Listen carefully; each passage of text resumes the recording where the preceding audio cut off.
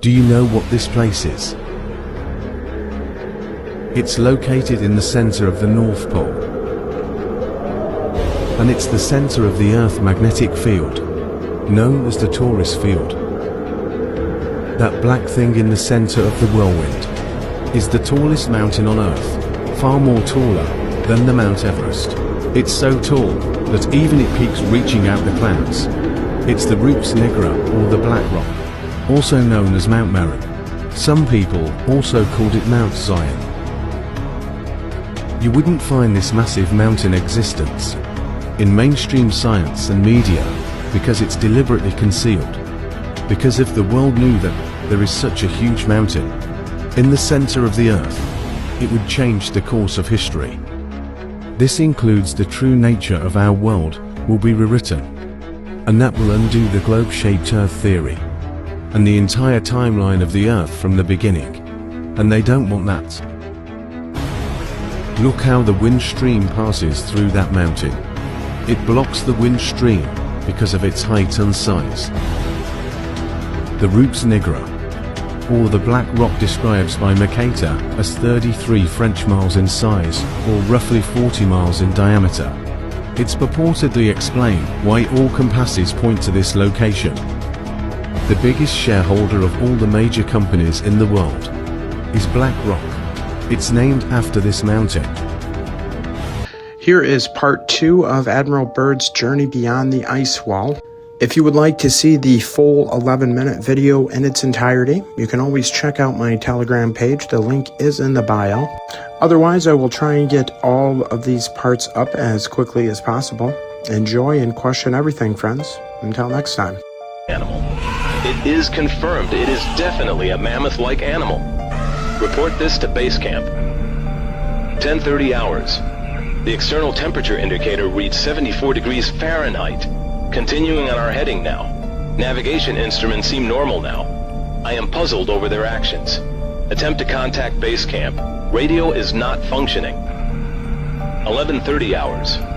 Countryside below is more level and normal, if I may use that word. Ahead we spot what seems to be a city.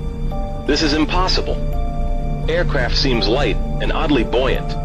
The controls refuse to respond. My God! Off our port and starboard wings are a strange type of aircraft. They are closing rapidly alongside. They are disc-shaped and have a radiant quality to them. They're close enough now to see the markings on them. It is a type of swastika. This is fantastic. Where are we? What has happened? I tug at the controls again. They will not respond. We are caught in an invisible vice grip of some type. 11:35 hours. Our radio crackles and a voice comes through in English, with what perhaps is a slight Nordic or Germanic accent. The message is, "Welcome, Admiral, to our domain. We shall land you in exactly 7 minutes. Relax, Admiral. You're in good hands." I note the engines of our plane have stopped running. The aircraft is under some strange control and is now turning itself. The controls are useless. 11:40 hours. Another radio message received. We begin the landing process now, and in moments the plane shudders slightly and begins a descent as though caught in some great unseen elevator. The downward motion is negligible, and we touch down with only a slight jolt.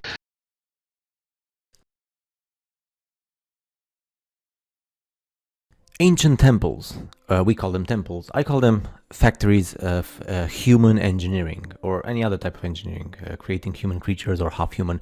Like this one we have here in the picture, the Temple of Artemisa, or also the Temple of Diana, responsible for providing this planet or this crater, Earth, where we live in, and it has no curvature, of course, and providing it with creatures of various types, including human creatures and half humans. Now, this specific temple, I'm going to call it temple just for the sake of understanding, because if I call it factory or something, or like human engineering place, then people might not understand.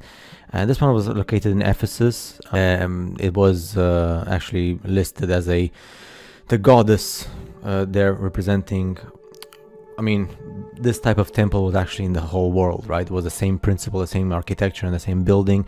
And primitive people would call it the place of the goddess. Why was it the goddess? Because women are the ones who give birth. It was a goddess because it represented genetic factories of human production, right? And because in the primitive human mind, you would only know that humans come from a woman's womb, then that's why it was impossible for people before who were primitive to actually understand the vocabulary of human engineering and creation of humanity, just like they show you in Hollywood movies. Like Hollywood movies, they're brilliant, and that's the purpose why they're made. All these movies where they show how the humans are being produced massively in tubes, and they're humans like you and me. It's just they're produced artificially and you're produced naturally. When you came out of the two cells that formed inside your mother's womb, mother's womb, mother's womb, mother's womb, mother's womb, mother's womb, mother's womb, mother's womb, mother's womb, mother's womb, mother's womb. And terrorist organizations like ISIS, of course, in operation, they're linked. And Ephesus, which is now near the town of Selçuk in present-day Turkey, it's more than just ornaments, it's more than just creativity. From an artistic point of view, it's actually pure science, engineering, technology, in the same way you see in movies. And the queen bees and the beehives, that's very important, because in the understanding of a person who understands technology as well, the goddesses that we have are the queen bees and the temples are the beehives. So the temple is where the god or the goddess or the queen bee who produces humans is. So we are speaking about, in other words, if you use 21st century vocabulary, they would be the factories with genetic machines inside. So the temple is the factory, and the goddess would be just a machine with lots of tubes, and that's where you create an embryo. You have two cells, the sperm and the ovaries, and you create the eggs, and you create an embryo, and then that embryo becomes a creature, and also human, because we humans are creatures.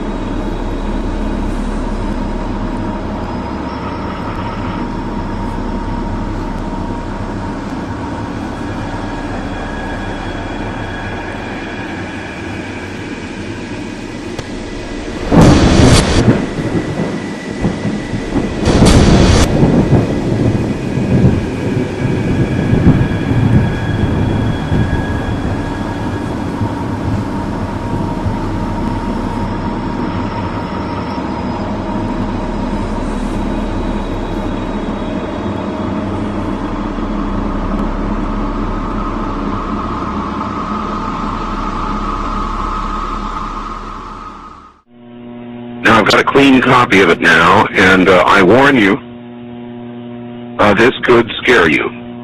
Here's the email. Dear Art Bell, I just recently began listening to your radio show and could not believe it when you talked about the sounds from hell tonight. My uncle had told me this story a couple of years ago, and I didn't believe him. Like one of your listeners who discounted the story as nothing more than just a religious newspaper fabricated account. The story about the digging, the hearing of the sounds from hell is very real. It did occur in Siberia. My uncle collected videos, so forth, on the paranormal, supernatural. He passed away fairly recently, but he would have loved your show. He let me listen to one of the audio tapes that he had on the sounds from hell in Siberia, and I copied it. He received his copy from a friend who worked at the BBC. It took me a while to find it tonight, but attached is that sound from my uncle's tapes. It's not the greatest quality, but the sounds are there. I was very hesitant to send you this, as the sound bothers me to listen to. I'd suggest that if you do play it on the program, warn listeners in advance so they may have the option of turning the radio off for 30 seconds while it plays. It has always haunted me. To those who discounted the Siberia sounds from hell story, it is true, and I, for one, wish it wasn't. Rick, listening from Chicago. And so I submit now the cleaned, a better copy to you, and I warn you, what you are about to hear is very disturbing indeed. Yeah.